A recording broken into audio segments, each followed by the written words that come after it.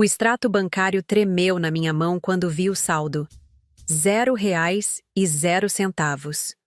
8 anos de sacrifício, desaparecidos em uma única madrugada. Fiquei ali parada no meio da cozinha, ainda de pijama, segurando aquele papel que parecia ter sido impresso em tinta invisível. Os números não faziam sentido. R$ 45.000 não simplesmente evaporam durante a noite. Peguei o celular com as mãos trêmulas e acessei o aplicativo do banco, rezando para que fosse algum erro do sistema, uma falha temporária que logo seria corrigida. Meu nome é Tamara.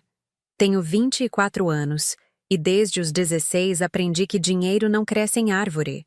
Aprendi da pior forma possível. Enquanto outras meninas da minha idade sonhavam com o vestido perfeito para a formatura ou planejavam viagens de intercâmbio, eu sonhava com independência.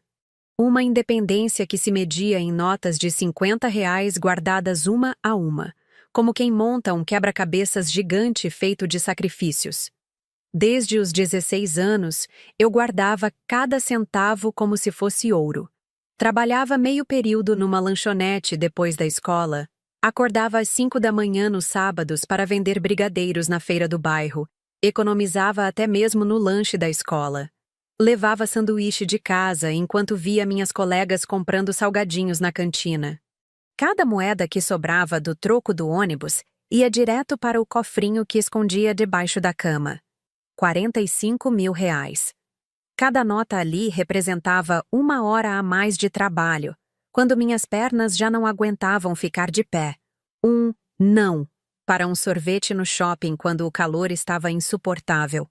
Um sapato que não comprei mesmo quando o meu furava e molhava o pé nos dias de chuva. Representava abrir mão de festas de aniversário, de encontros no cinema, de tardes no shopping com as amigas. Todas essas pequenas alegrias que fazem parte da adolescência e que eu troquei por uma conta poupança que crescia devagar, mas crescia.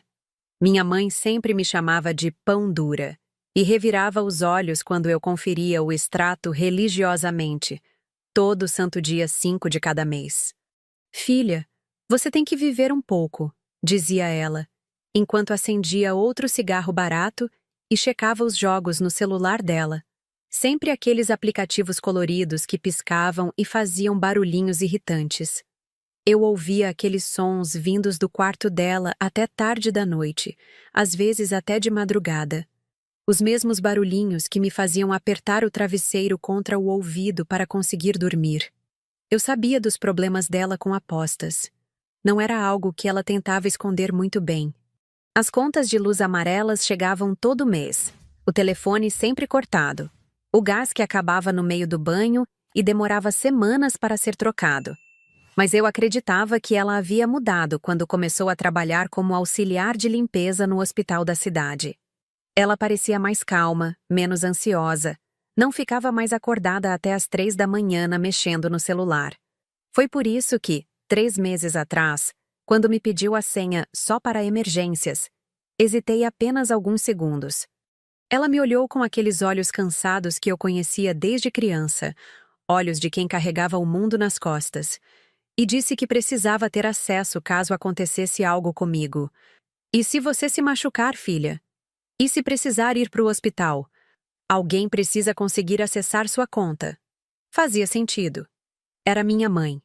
Era família. E família se ajuda. Não é isso que sempre me ensinaram. Meu irmão caçula, Gabriel, de apenas 12 anos, vivia pisando em ovos dentro de casa. Eu era sua proteção, sua garantia de que alguém ali ainda sonhava com um futuro melhor para nós dois. Quando ele tirava notas baixas na escola, eu é que ajudava com o dever de casa.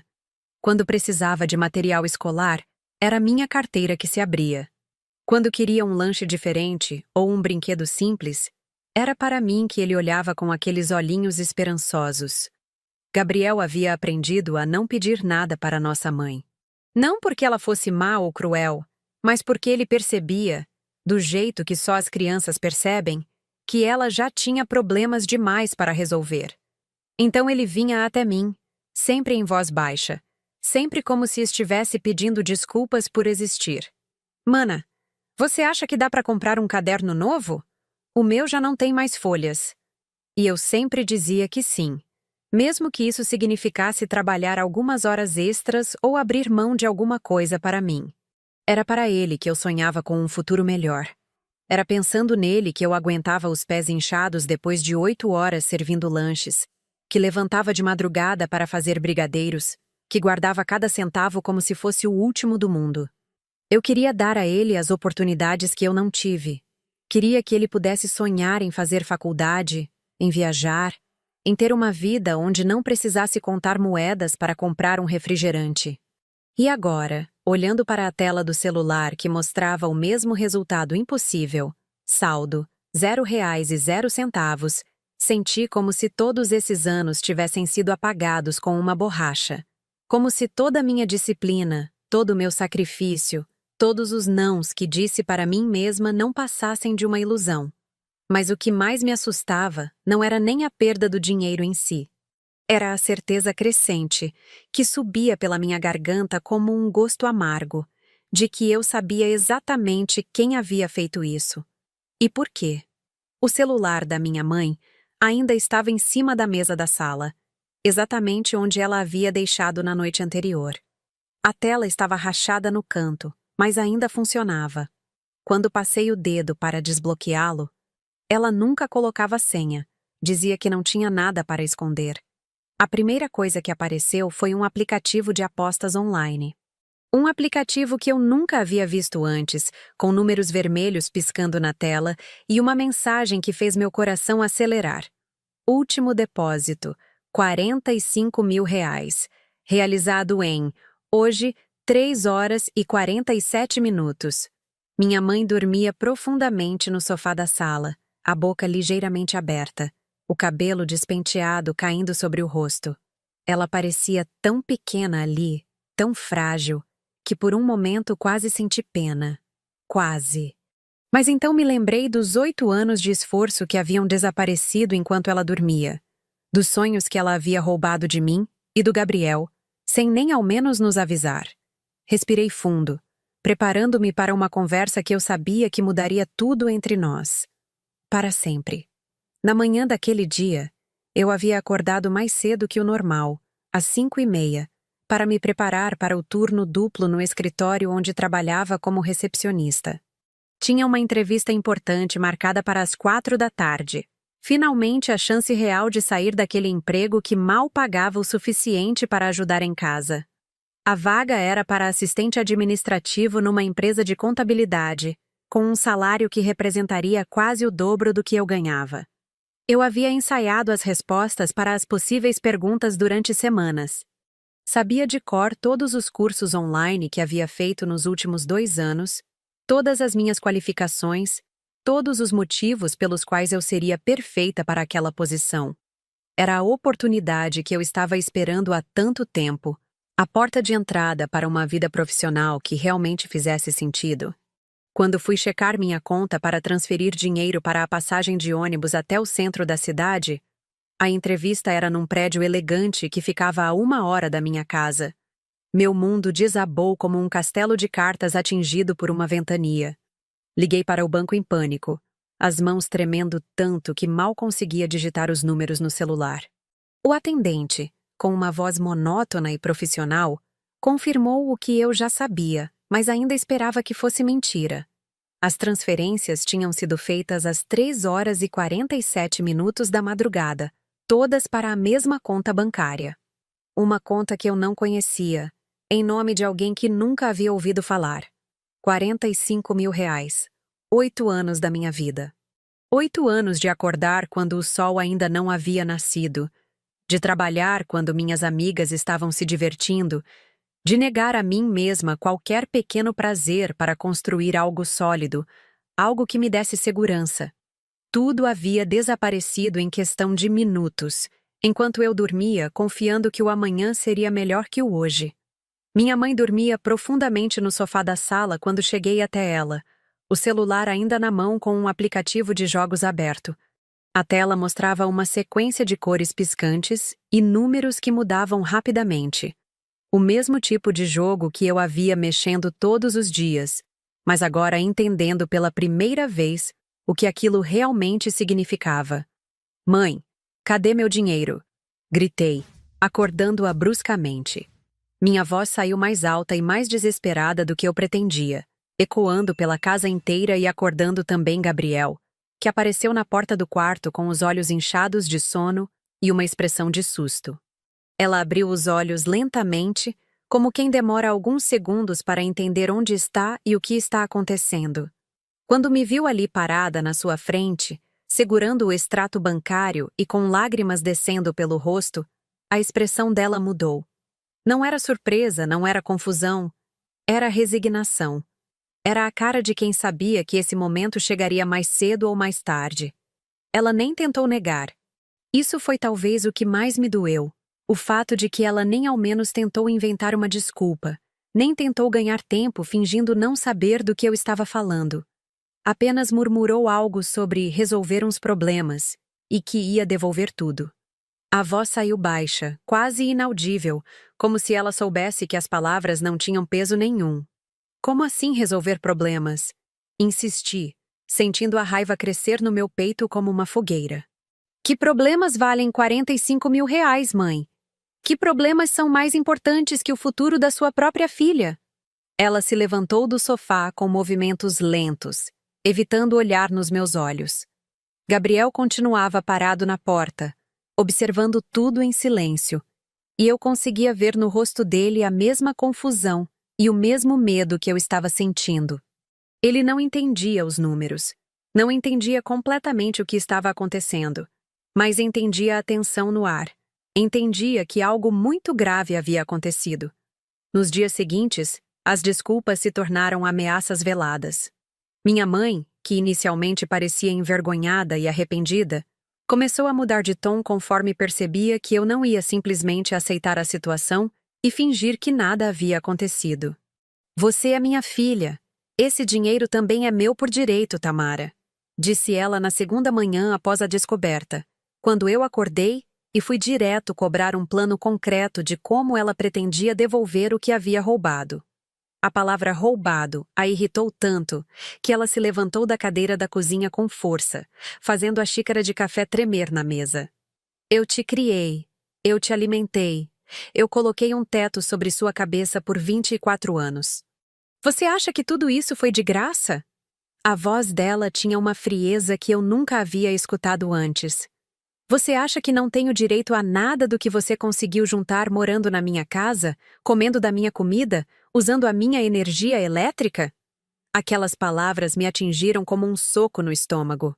Durante todos esses anos, eu havia acreditado que estava colaborando com a família, que estava fazendo minha parte para que tivéssemos uma vida melhor. Nunca passou pela minha cabeça que ela poderia ver meus sacrifícios como uma dívida que eu tinha com ela. Mas, mãe, tentei argumentar, sentindo a voz falhar. Eu sempre ajudei em casa. Eu sempre paguei minha parte das contas, sempre comprei comida, sempre... Sua parte? Ela me interrompeu com uma risada amarga. Sua parte não cobre nem metade do que você me deve pelos anos que te sustentei quando você não podia trabalhar. Gabriel, que estava tomando café da manhã em silêncio, deixou o pão pela metade e saiu da cozinha sem falar nada. Eu conseguia ver nos olhos dele o mesmo choque que eu estava sentindo. Era como se estivéssemos descobrindo uma versão da nossa mãe que nunca havíamos conhecido antes. As ligações começaram a chegar no terceiro dia. Primeiro no telefone fixo de casa, depois no celular dela. Eram sempre homens com vozes grossas e ameaçadoras perguntando por ela. Quando atendia, eles desligavam na hora. Quando ela atendia, sussurrava algumas palavras que eu não conseguia escutar, e depois ficava o resto do dia nervosa, fumando um cigarro atrás do outro. Quem são essas pessoas, mãe? Perguntei numa dessas ocasiões, depois de atender uma ligação particularmente tensa, onde o homem do outro lado havia dito apenas: diga para ela que o prazo está acabando, antes de desligar. Ninguém, ela respondeu rápido demais, ocupando as mãos com qualquer tarefa que encontrava pela frente. São da empresa onde eu trabalho. Problemas no serviço. Mas eu sabia que não era verdade. Conhecia minha mãe há 24 anos e sabia quando ela estava mentindo. Além disso, ninguém liga da empresa às 10 da noite ou às 6 da manhã para falar sobre problemas no serviço. Foi também nessa semana que percebi que ela havia parado de trabalhar no hospital. Nos dias anteriores ao desaparecimento do meu dinheiro, ela saía todos os dias às 7 da manhã, vestindo aquele uniforme azul desbotado que eu conhecia tão bem. Mas agora ela passava os dias inteiros em casa, sempre com o celular na mão, sempre com aquela expressão de quem está esperando uma ligação importante. Quando questionei sobre o trabalho, ela disse que havia pedido alguns dias de folga por causa de um problema de saúde que ela não quis explicar. Mais uma mentira que eu identifiquei imediatamente, mas que não tive coragem de confrontar naquele momento. O que mais me assustava não eram nem as ligações estranhas, nem as mentiras dela. Era a transformação que eu estava vendo acontecer dia após dia. A mulher que me criou, que sempre foi carinhosa comigo e com Gabriel mesmo nos momentos mais difíceis, estava se tornando uma pessoa que eu não reconhecia. Era como se os R$ 45.000 não fossem só dinheiro que havia desaparecido, mas também a pessoa que eu sempre pensei que ela fosse. A entrevista que eu havia esperado por meses acabou não acontecendo. Como eu poderia explicar que não conseguia nem pagar a passagem de ônibus para chegar até lá? Como poderia me concentrar em falar sobre meus sonhos profissionais quando meus sonhos haviam sido destruídos 3 dias antes? Liguei para a empresa na manhã marcada e inventei uma desculpa sobre uma emergência familiar. Não era mentira, tecnicamente falando. A funcionária do outro lado da linha foi compreensiva e disse que poderiam remarcar para o mês seguinte. Mas eu sabia que aquela oportunidade tinha passado. Vagas como aquela não ficam esperando, e eu provavelmente não seria a única candidata interessada. Gabriel começou a perceber que algo estava muito errado. Ele sempre foi uma criança observadora, daquelas que prestam atenção nos detalhes que os adultos pensam que passam despercebidos. Notou que eu parei de conferir o extrato bancário religiosamente. Notou que nossa mãe estava diferente. Notou a tensão no ar toda vez que o telefone tocava. "Mana, a gente vai ter que mudar de casa?" me perguntou numa tarde, quando estávamos sozinhos na sala vendo televisão. A pergunta me pegou desprevenida porque eu não havia parado para pensar nas consequências práticas de perder todas as minhas economias. "Por que você está perguntando isso?" respondi, tentando soar casual, mas minha voz tremeu ligeiramente. Porque a tia da escola do João disse que quando a família dela perdeu o dinheiro todo, eles tiveram que sair do apartamento. Explicou ele, brincando distraído com um carrinho de brinquedo que já estava meio quebrado. "E a mãe anda diferente. Ela não faz mais comida direito, só esquenta as coisas prontas." Era verdade. Nossa mãe, que sempre havia sido uma boa cozinheira e fazia questão de preparar pelo menos o jantar em casa, agora passava os dias completamente desconcentrada. Às vezes ela começava a cozinhar alguma coisa e simplesmente esquecia a panela no fogo até a comida queimar. Outras vezes abria a geladeira, ficava parada ali por alguns minutos como se não lembrasse o que estava procurando e fechava sem pegar nada. "A gente não vai mudar de casa", menti para Gabriel, porque naquele momento eu ainda acreditava que conseguiria resolver tudo de alguma forma. Ainda acreditava que minha mãe encontraria um jeito de devolver o dinheiro, que tudo voltaria ao normal em algumas semanas. Mas as ligações estranhas continuavam chegando, agora com mais frequência, e eu comecei a reparar que não eram sempre os mesmos homens falando.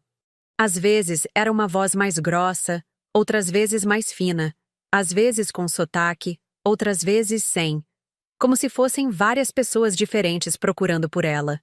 Uma dessas ligações eu atendi por acaso quando estava passando pela sala, e o telefone tocou. Minha mãe estava no banheiro, então peguei sem pensar 2 vezes. "Alô? Onde ela está?" A voz do outro lado era áspera, impaciente. "Quem está procurando?" "Você sabe muito bem quem. Diga para ela que acabou a brincadeira. Segunda-feira é o último dia."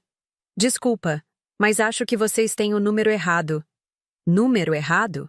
O homem riu, mas não era uma risada alegre. Era uma risada que me fez sentir um frio na barriga. "Filhinha, você mora na Rua das Flores, número 123, apartamento 202. Você tem 12 anos e estuda na Escola Municipal São João. Acha mesmo que temos o número errado? Meu sangue gelou. Ele estava falando sobre Gabriel. Ele sabia onde meu irmão estudava, sabia nossa idade, sabia nosso endereço. Desliguei na hora, as mãos tremendo tanto que deixei o telefone cair no chão. Quando minha mãe saiu do banheiro e viu minha cara de desespero, perguntou o que havia acontecido. Contei sobre a ligação, sobre as informações que o homem tinha sobre nossa família, sobre a ameaça velada que eu havia entendido perfeitamente mesmo sem ele falar de forma direta. Pela primeira vez desde que tudo havia começado, vi medo real nos olhos dela. Não era mais aquela postura defensiva dos dias anteriores. Não era mais a arrogância de quem se achava no direito de fazer o que havia feito. Era terror puro. Mãe, em que você se meteu? Insisti, segurando ela pelos braços. Quem são essas pessoas? O que você deve para eles? Eu não queria que chegasse nesse ponto. Ela murmurou, desabando na cadeira da cozinha. Eu pensei que conseguiria resolver sozinha. Resolver o quê? Ela ficou em silêncio por alguns minutos, fumando um cigarro atrás do outro, olhando para o chão como se estivesse tentando encontrar coragem para falar. Quando finalmente levantou os olhos para mim, havia uma tristeza ali que eu nunca havia visto antes. Comecei apostando pequenas quantias. 5, 10 reais. Era só para passar o tempo, você sabe. Estava me sentindo tão sozinha depois que seu pai foi embora. Tão inútil. Nosso pai havia saído de casa quando Gabriel tinha apenas 3 anos. Simplesmente pegou as coisas dele numa manhã de domingo e disse que ia comprar pão. Nunca mais voltou. Nunca mais mandou carta, nunca mais ligou, nunca mais perguntou sobre os filhos que deixou para trás. No começo eu até ganhava algumas vezes, continuou ela. Ganhava 50, 100 reais. Parecia fácil. Parecia libertador. Como se finalmente eu tivesse encontrado uma maneira de resolver nossos problemas financeiros. Eu ouvia em silêncio, tentando entender como ela havia chegado ao ponto de apostar 45 mil reais de uma só vez. Como alguém passa de apostas de 10 reais para esse absurdo todo? Mas aí comecei a perder. E quando você perde, você fica com raiva, sabe? Fica com vontade de recuperar o que perdeu. Então aposta mais na próxima vez. E mais. E mais. Quanto você deve para eles, mãe? 80 mil reais. O número ecoou na cozinha como um tiro. 80 mil reais. Nem trabalhando 2 anos direto eu conseguiria juntar essa quantia novamente. E agora entendi por que meu dinheiro havia desaparecido tão rápido. Não havia sido gasto em jogos idiotas no celular. Havia sido usado como pagamento parcial de uma dívida muito mais assustadora do que eu imaginava. Por que você não me contou antes? Perguntei, sentindo lágrimas queimarem nos meus olhos. Por que não pediu ajuda antes de chegar nesse ponto? Porque você é minha filha, Tamara. Porque eu sou a adulta aqui, eu sou quem deveria cuidar de você, não o contrário. Mas agora era tarde demais para esse tipo de reflexão. Os homens das ligações não estavam interessados em arrependimento ou promessas. Eles queriam o dinheiro deles, e aparentemente já sabiam tudo sobre nossa família. O que acontece se você não pagar? Ela não respondeu, mas a resposta estava estampada no rosto dela. E pela primeira vez desde que tudo havia começado, percebi que talvez perder minhas economias não fosse nem de longe o pior que poderia acontecer com nossa família. 3 dias depois, quando eu ainda tentava processar como nossa vida havia se tornado um pesadelo tão rapidamente, a porta da nossa casa foi arrombada às 6 horas da manhã. Acordei com o barulho de madeira se partindo e gritos que vinham da sala. Minha primeira reação foi pensar nos homens das ligações. Eles haviam cumprido a ameaça e vieram cobrar o dinheiro pessoalmente. Corri para o quarto do Gabriel e o encontrei acordado, encolhido embaixo das cobertas com os olhos arregalados de medo. Fica aqui, não sai do quarto, sussurrei para ele, fechando a porta e caminhando em direção à sala com as pernas trêmulas. Mas não eram cobradores. Eram policiais federais. Vários homens e mulheres vestidos com coletes pretos e pesados. Todos falando ao mesmo tempo. todos se movimentando pela nossa casa com a precisão de quem havia planejado aquela operação há muito tempo. Minha mãe estava em pé no meio da sala, ainda de camisola, com as mãos levantadas e uma expressão de terror absoluto no rosto. Quando me viu aparecer, nossos olhares se cruzaram por alguns segundos que pareceram uma eternidade. Naquele momento entendi que tudo era ainda pior do que eu imaginava. "Você é a Tamara?" perguntou uma das policiais, uma mulher de cerca de 40 anos com o cabelo preso em coque e uma voz firme, mas não agressiva. "Sim, sou eu. Preciso falar com você. Pode vir até aqui?" Ela me levou até a cozinha, longe do movimento dos outros policiais que vasculhavam cada canto da casa. Senti-me numa cadeira e ela se sentou na minha frente, tirando alguns papéis de uma pasta preta. "Sou delegada Beatriz Santos, da Polícia Federal. Estamos aqui por causa da Operação Casa de Cartas. Há meses investigamos uma rede de agiotagem comandada por policiais aposentados." Minha cabeça estava girando. Operação Casa de Cartas. Rede de agiotagem. Policiais aposentados. As palavras não faziam sentido juntas. Pelo menos não na minha realidade. Nossa vida era simples. Éramos pessoas comuns com problemas comuns. Como havíamos parado no meio de uma operação da Polícia Federal? A delegada me mostrou um papel que fez meu coração acelerar como se eu tivesse corrido uma maratona. O extrato detalhado das transferências da minha conta. O documento oficial tinha timbres, carimbos, assinaturas. Era muito mais sério e assustador do que aqueles extratos que eu checava religiosamente todos os meses. O dinheiro da sua poupança foi transferido diretamente para a conta de Carlos Mendoza, ex-sargento da Polícia Militar e agiota investigado há 8 meses por extorsão, lavagem de dinheiro e associação criminosa. Carlos Mendoza. Finalmente o homem das ligações tinha nome e sobrenome. Finalmente eu sabia quem havia destruído 8 anos da minha vida em questão de minutos. Ele estava sendo preso naquele exato momento por uma equipe em outro endereço, continuou a delegada. Sua mãe estava devendo R$80 mil para ele. Ela usou seu dinheiro como pagamento parcial, mas isso a torna cúmplice de lavagem de dinheiro. Lavagem de dinheiro. As palavras ecoaram na minha cabeça como um pesadelo. Minha mãe não era apenas uma pessoa com problemas de jogo. Ela estava envolvida em crimes federais. Crimes que apareciam no jornal. Crimes que mandavam pessoas para a cadeia por anos. Mas ela não sabia.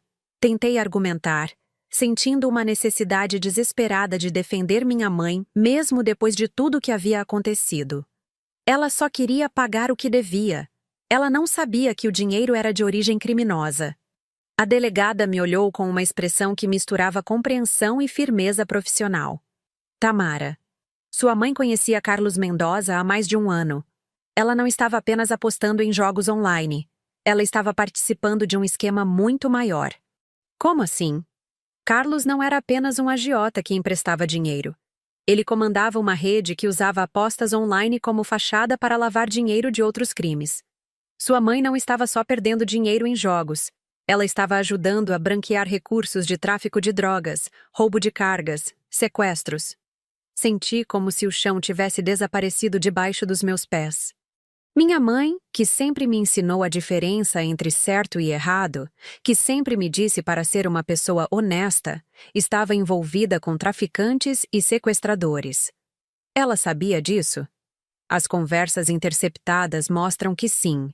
Ela recebia uma comissão pequena por cada transação que facilitava. Era assim que conseguia apostar quantias tão altas, mesmo ganhando pouco como auxiliar de limpeza. Cada palavra da delegada era como uma facada. Minha mãe não era uma vítima que havia se perdido no mundo das apostas. Ela era uma participante ativa de um esquema criminoso. E o pior, ela fazia isso há mais de 1 ano, o tempo todo em que eu acreditava que ela estava trabalhando honestamente no hospital. Então ela nunca parou de apostar, murmurei, mais para mim mesma do que para a delegada. Não apenas não parou, como escalou para crimes muito mais graves. O trabalho no hospital era real, mas ela usava o acesso aos sistemas do hospital para fornecer informações sobre pacientes com bons planos de saúde para outros membros da quadrilha. Meu estômago se revirou. Minha mãe estava vendendo informações de pessoas doentes, pessoas vulneráveis que confiavam que seus dados estavam seguros, pessoas que talvez estivessem lutando contra doenças graves e precisavam se preocupar também com criminosos tendo acesso às suas informações pessoais. Do lado de fora da cozinha, ouvi a voz de outro policial gritando algo sobre mandar buscar o menino na escola. Gabriel. Eles sabiam sobre Gabriel. Meu irmão, disse rapidamente, levantando da cadeira. Ele não tem nada a ver com isso.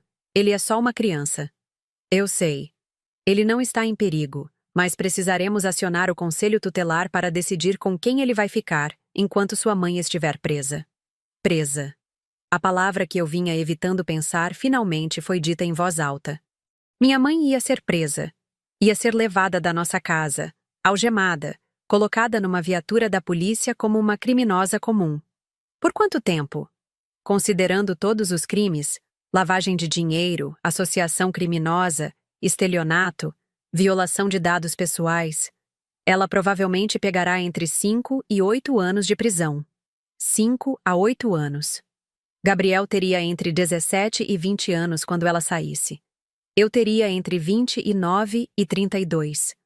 Quando ela voltasse para casa, seríamos pessoas completamente diferentes, vivendo vidas completamente diferentes.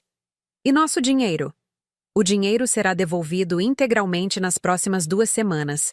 Como foi fruto de crime, precisa ser restituído às vítimas, no caso você. Pela primeira vez em dias, senti uma pontada de alívio. Pelo menos os 8 anos de sacrifício não teriam sido completamente em vão. Pelo menos eu ainda teria uma chance de reconstruir minha vida e cuidar do Gabriel. Mas quando voltei para a sala, vi minha mãe sendo algemada na minha frente. Ela me olhou com lágrimas nos olhos e tentou dizer alguma coisa, mas as palavras saíram embaralhadas e cheias de soluços. Gabriel havia saído do quarto contra minhas instruções e estava parado no corredor, observando tudo com uma expressão de choque que me partiu o coração. Mana! Por que eles estão levando a mãe? Perguntou ele, correndo até mim e se agarrando na minha camisa. Eu não sabia o que responder. Como explicar para uma criança de 12 anos que a mãe dela estava envolvida com criminosos? Como explicar que a pessoa que deveria protegê-lo havia colocado nossa família inteira em perigo? A mãe fez algumas coisas erradas. Foi tudo o que consegui dizer, abraçando-o forte enquanto assistíamos nossa vida desmoronar completamente. Os policiais saíram da nossa casa levando minha mãe. Vários sacos plásticos com evidências e a certeza de que nossa família nunca mais seria a mesma. A casa ficou estranhamente silenciosa depois que eles foram embora, como se até as paredes estivessem tentando processar o que havia acontecido. Gabriel e eu ficamos sentados no sofá da sala por horas, sem falar nada. Apenas tentando entender como nossa vida havia mudado tão drasticamente em questão de dias. De uma família com problemas financeiros mais normal, havíamos nos tornado órfãos funcionais. Ele sem pais, eu com a responsabilidade de cuidar de uma criança aos 24 anos. Mas pela primeira vez desde que tudo havia começado, senti algo além de desespero e raiva. Senti determinação. Senti a vontade de provar que éramos diferentes dela, que podíamos construir uma vida honesta e digna, mesmo depois de todo esse pesadelo. E, principalmente, senti que finalmente conhecia a verdade, por mais dolorosa que fosse. O dinheiro foi devolvido integralmente em exatas 2 semanas, conforme a delegada havia prometido. 45 mil reais voltaram para minha conta como se nada tivesse acontecido. Pelo menos do ponto de vista bancário. Mas eu sabia que aquele dinheiro carregava agora um peso diferente. Não era mais apenas o resultado dos meus sacrifícios. Era a evidência de um crime. Era a prova material de como nossa família havia se desintegrado. Gabriel e eu passamos essas 2 semanas numa montanha-russa emocional. Primeiro veio a assistente social do Conselho Tutelar, uma senhora gentil, mas firme que fez centenas de perguntas sobre nossa situação. Ela queria saber se eu tinha condições financeiras de cuidar do meu irmão, se tinha apoio familiar, se nossa casa era adequada para uma criança. Durante todo o processo, senti como se estivesse fazendo uma prova para a qual não havia estudado. Como provar que aos 24 anos eu tinha maturidade suficiente para ser responsável por uma criança? Como demonstrar que conseguiria dar a ele estabilidade quando minha própria vida havia virado de cabeça para baixo? Mas Gabriel foi meu maior aliado nessa batalha. Quando a assistente social perguntou com quem ele preferia ficar, ele respondeu sem hesitar: com a minha mana. Ela sempre cuidou de mim mesmo antes da mãe ser presa. A frase me fez perceber algo que eu não havia notado antes. Gabriel tinha razão. Eu sempre havia sido sua principal cuidadora, mesmo quando nossa mãe estava presente. Era eu quem levava ele ao médico quando ficava doente. Era eu quem ajudava com o dever de casa. Era eu quem fazia questão de que ele tivesse pelo menos as coisas básicas que uma criança precisa. A decisão judicial saiu numa sexta-feira de manhã. Eu obtive a guarda provisória do Gabriel, com a condição de que participássemos de acompanhamento psicológico mensal e que eu comprovasse renda suficiente para mantê-lo. Quando o oficial de justiça me entregou os papéis, senti um misto de alívio e terror. Alívio porque finalmente tínhamos segurança legal. Terror porque agora eu era oficialmente responsável por moldar o futuro de outra pessoa. Minha mãe foi condenada a 5 anos de prisão por lavagem de dinheiro, associação criminosa e violação de dados pessoais. A sentença foi lida numa sala fria e impessoal do fórum, com ela usando uma roupa laranja de presidiária e algemas nas mãos. Quando o juiz anunciou a condenação, ela olhou para mim através do vidro que nos separava e mexeu os lábios formando as palavras "me perdoa". Eu não respondi. Não porque não quisesse perdoá-la, mas porque naquele momento percebi que o perdão não era algo que pudesse ser dado ou recebido numa sala de tribunal. Era algo que precisaria ser construído com tempo. Com muito tempo. Gabriel não quis ir ao julgamento. Disse que não queria ver a mãe daquele jeito. Respeitei a decisão dele, mas expliquei o que havia acontecido quando voltei para casa. Ele escutou tudo em silêncio. Fez algumas perguntas práticas sobre quanto tempo ela ficaria presa e se nós íamos visitá-la. E depois simplesmente disse: "Tá bom, mana. Agora somos só nós dois." A simplicidade com que ele aceitou a situação me surpreendeu. Mais tarde entendi que para uma criança que havia crescido numa casa instável, ter clareza sobre o que esperar do futuro, mesmo que fosse um futuro difícil, era melhor do que viver na incerteza constante. Com o dinheiro de volta na conta, tomei algumas decisões que mudaram completamente o rumo da nossa vida. A primeira foi sair da casa onde morávamos. Não conseguia mais dormir no mesmo lugar onde tudo havia acontecido, onde os policiais haviam arrombado a porta, onde minha mãe havia sido presa na minha frente. Encontrei um apartamento pequeno, mas luminoso em outro bairro, longe das memórias ruins, mas perto da escola do Gabriel. Era um lugar novo, só nosso, onde poderíamos começar do zero sem carregar o peso do passado em cada cômodo. A segunda decisão foi retomar os planos profissionais que haviam sido interrompidos. Liguei para a empresa onde eu havia perdido a entrevista e expliquei que havia passado por uma emergência familiar. Para minha surpresa, eles ainda estavam interessados em me conhecer e marcamos uma nova conversa. Dessa vez, cheguei à entrevista 15 minutos mais cedo, com roupas passadas e uma determinação que eu não sabia que possuía. Quando me perguntaram sobre meus objetivos profissionais, falei sobre a importância de ter estabilidade financeira para cuidar do meu irmão, sobre como havia aprendido a ser responsável desde muito nova, sobre como todas as dificuldades que enfrentei me prepararam para ser uma funcionária dedicada e confiável. Consegui o emprego. O salário era quase o dobro do que eu ganhava como recepcionista, suficiente para darmos uma vida digna sem precisar contar centavos para comprar comida. Gabriel se adaptou à nova escola melhor do que eu esperava. No primeiro dia, eu estava mais nervosa que ele. Fiquei na porta da sala de aula como uma mãe superprotetora, até a professora gentilmente sugerir que eu fosse trabalhar e voltasse para buscá-lo no final do período. "Mana, eu já tenho 12 anos", disse ele rindo quando saímos da escola. Não precisa ficar com cara de preocupada o tempo todo. Mas eu sabia que por trás daquela maturidade forçada Havia uma criança que havia passado por traumas que nenhum menino de 12 anos deveria passar. Por isso insisti no acompanhamento psicológico, mesmo quando ele reclamava que não precisava conversar com estranhos sobre nossos problemas. Os primeiros meses foram uma mistura constante de pequenas vitórias e desafios inesperados. Gabriel teve pesadelos durante algumas semanas, sempre sonhando com homens batendo na nossa porta. Eu aprendi a cozinhar pratos que ele gostava, a organizar uma rotina que funcionasse para os dois, a ser firme quando necessário sem ser rígida demais. Aprendi também a lidar com a solidão de ser jovem demais para ter tanta responsabilidade. Meus amigos da minha idade saíam para bares e festas nos finais de semana enquanto eu ficava em casa ajudando Gabriel com o dever de matemática. Não me arrependo das escolhas que fiz, mas às vezes sentia falta de poder ser apenas uma jovem de 24 anos sem preocupações além das minhas próprias.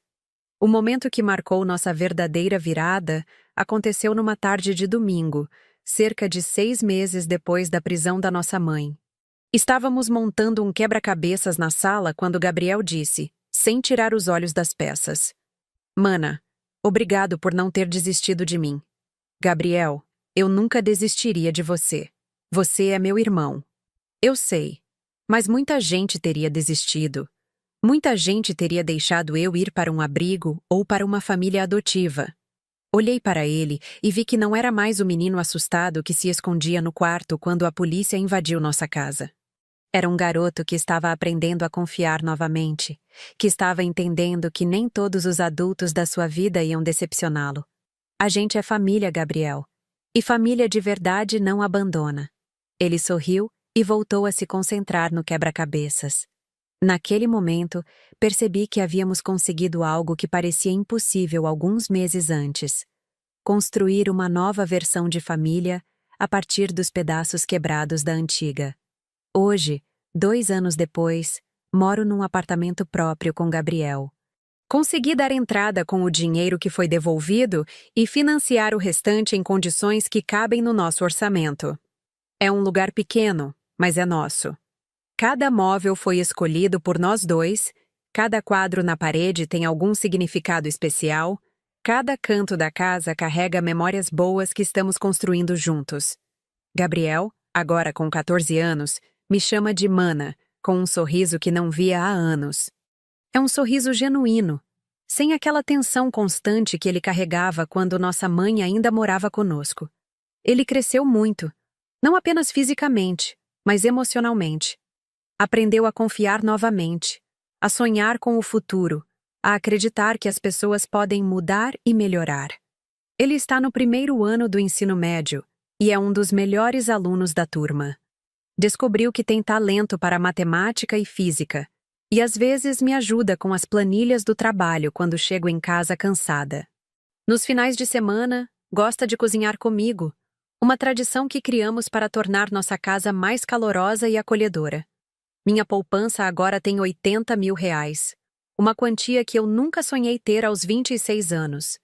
Mas aprendi que dinheiro guardado não é apenas sobre números numa conta bancária. É sobre segurança emocional. É sobre poder dormir tranquila, sabendo que conseguimos nos sustentar. É sobre ter opções quando a vida nos apresenta escolhas difíceis. Toda semana, religiosamente, nós visitamos nossa mãe na penitenciária. Gabriel inicialmente resistiu à ideia, mas aos poucos foi aceitando que era importante manter algum tipo de conexão familiar, mesmo que dolorosa. As visitas são tensas e artificiais, com conversas que giram sempre em torno do tempo, da comida da prisão, de como ele está crescendo rápido. Ela sempre pergunta se vou retirar o processo contra ela, se vou perdoar no sentido legal da palavra. É uma pergunta que me machuca toda vez, porque sei que por trás dela há uma mãe desesperada querendo voltar para casa. Mas também sei que retirar o processo seria mandar a mensagem errada para Gabriel, que as ações não têm consequências, que família pode fazer qualquer coisa e ser perdoada automaticamente. "Mãe, você precisa cumprir sua pena", respondei na última visita, segurando a mão dela através da mesa de metal frio que nos separava. "Não porque eu não te amo, mas porque você precisa entender a gravidade do que fez. Gabriel precisa entender que existem limites que não podem ser ultrapassados. Ela chorou, como sempre chora quando toco nesse assunto. Mas pela primeira vez, também acenou com a cabeça, mostrando que talvez esteja começando a entender minha posição. O processo de cura não foi linear nem fácil. Houve noites em que acordei às 3 da manhã, pensando em tudo que perdemos.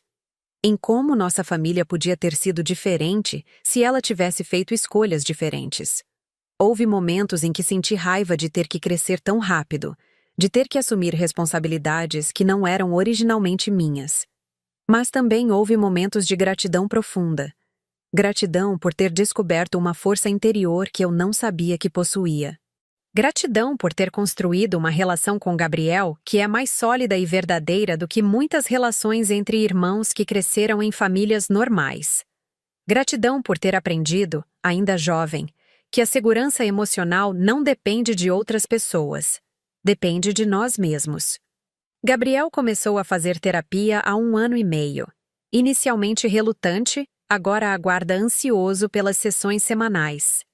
Diz que gosta de desembaralhar os pensamentos e que está aprendendo a não se sentir culpado pelos erros da nossa mãe. A psicóloga me disse que ele está desenvolvendo uma resiliência emocional admirável para um adolescente que passou pelo que passou. Eu também fiz terapia por um tempo, principalmente para aprender a lidar com a sensação constante de que estava fazendo tudo errado na criação do meu irmão.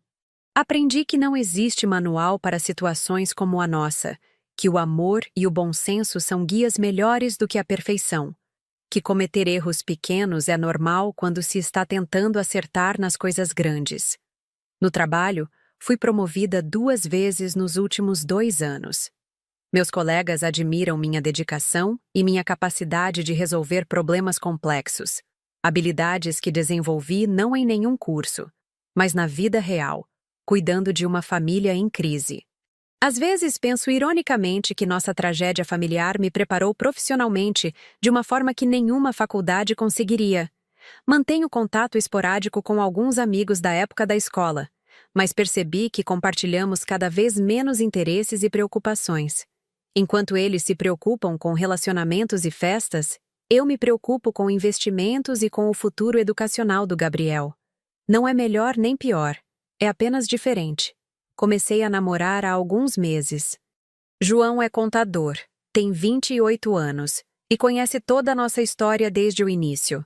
Inicialmente hesitei em me envolver com alguém, porque sabia que qualquer relacionamento meu precisaria incluir Gabriel. Mas João surpreendeu-me com sua maturidade e seu carinho genuíno pelo meu irmão. Gabriel gosta dele, o que foi fundamental para eu me sentir à vontade para investir na relação. Ele não tenta fingir que é meu pai, disse Gabriel numa ocasião. Ele me trata como um irmão mais novo, e isso é legal. Às vezes Gabriel pergunta se nossa mãe vai mudar quando sair da prisão, se ela ainda vai ter problemas com jogos, se nossa família vai voltar a ser como era antes. São perguntas difíceis para as quais não tenho respostas definitivas. A única coisa que posso te garantir é que nós dois vamos estar bem, independente do que aconteça com ela. Respondo sempre. Nós construímos algo sólido juntos, e isso ninguém pode tirar da gente. Na semana passada, durante uma de nossas visitas à penitenciária, minha mãe me perguntou se eu a odiava. A pergunta me pegou desprevenida porque fazia tempo que eu não parava para analisar exatamente o que sentia por ela. Não te odeio, mãe. Respondi depois de alguns segundos de reflexão. Mas também não consigo fingir que você não destruiu nossa família. O que sinto por você agora é uma mistura de amor, decepção e pena. E está tudo bem sentir coisas contraditórias ao mesmo tempo. Gabriel, que estava quieto ao meu lado durante toda a conversa, segurou minha mão por baixo da mesa. Naquele gesto simples, senti toda a confiança e todo o carinho que construímos nesses 2 anos difíceis. Hoje entendo que nossa história não é sobre vingança ou justiça no sentido dramático que vemos nos filmes. É sobre reconstrução. É sobre aprender que às vezes as pessoas que amamos são capazes de nos decepcionar profundamente, mas que isso não significa que precisamos carregar essa decepção para sempre. É sobre descobrir que família não é apenas quem compartilha nosso sangue. É quem escolhe ficar ao nosso lado quando as coisas ficam difíceis. É quem trabalha todo dia para construir algo melhor, algo mais sólido, algo que resista às tempestades. Às vezes, quando estou deitada na minha cama à noite e escuto Gabriel estudando no quarto ao lado, sinto uma paz que não conhecia antes de tudo isso acontecer. É a paz de quem sabe que tomou as decisões certas mesmo quando eram as mais difíceis. É a paz de quem aprendeu que emergência mesmo foi ela sair da nossa vida, permitindo que nós dois descobríssemos quem realmente somos quando não estamos vivendo na sombra do caos. Às vezes, a justiça chega de maneiras que nunca imaginamos. E às vezes perder uma mãe é o preço da liberdade de sermos quem realmente podemos ser.